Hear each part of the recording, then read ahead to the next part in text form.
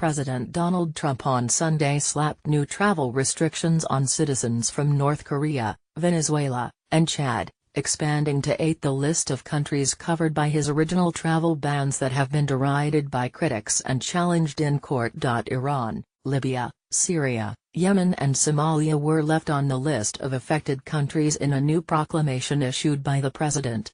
Restrictions on citizens from Sudan were lifted. The measures help fulfill a campaign promise Trump made to tighten U.S. immigration procedures and align with his America First foreign policy vision.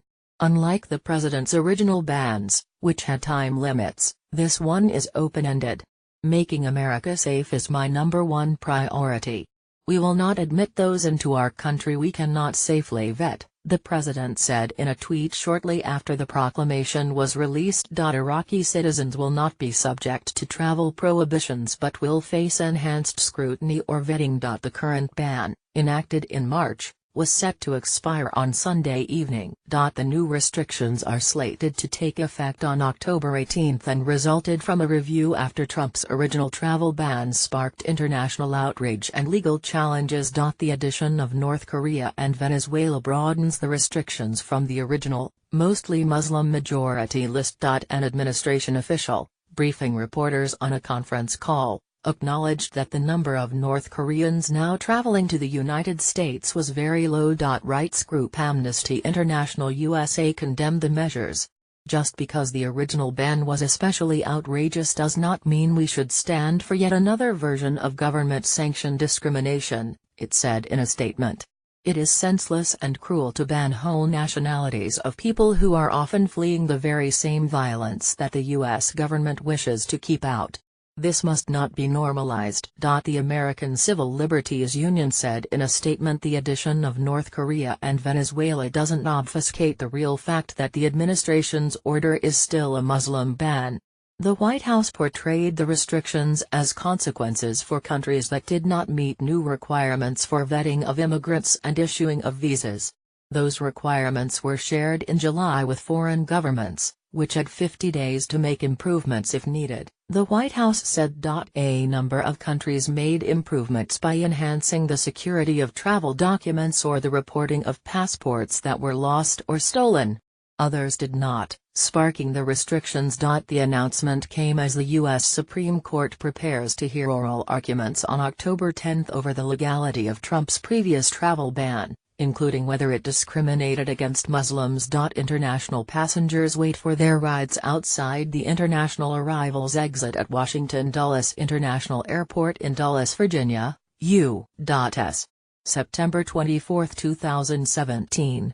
Reuters/James Lawler Duggan. North Korea, Venezuela dead. Trump has threatened to destroy North Korea if it attacks the United States or its allies. Pyongyang earlier this month conducted its most powerful nuclear bomb test. The president has also directed harsh criticism at Venezuela, once hinting at a potential military option to deal with Caracas. But the officials described the addition of the two countries to Trump's travel restrictions as the result of a purely objective review. In the case of North Korea, where the suspension was sweeping and applied to both immigrants and non-immigrants, officials said it was hard for the United States to validate the identity of someone coming from North Korea or to find out if that person was a threat. Slideshow, 8 images. North Korea, quite bluntly, does not cooperate whatsoever, one official said. The restrictions on Venezuela focused on socialist government officials that the Trump administration blamed for the country's slide into economic disarray, including officials from the Bolivarian National Intelligence Service and their immediate families. Trump received a set of policy recommendations on Friday from Acting Secretary of Homeland Security Elaine Duke and was briefed on the matter by other administration officials, including Attorney General Jeff Sessions and Secretary of State Rex Tillerson, a White House aide said. The rollout on Sunday was decidedly more organized than Trump's first stab at a travel ban, which was unveiled with little warning and sparked protests at airports worldwide. Earlier on Sunday, Trump told reporters about the ban, the tougher, the better.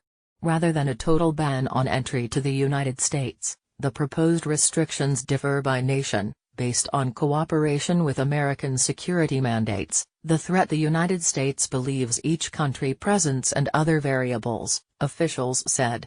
Somalis, for example, are barred from entering the United States as immigrants and subjected to greater screening for visits. After the say,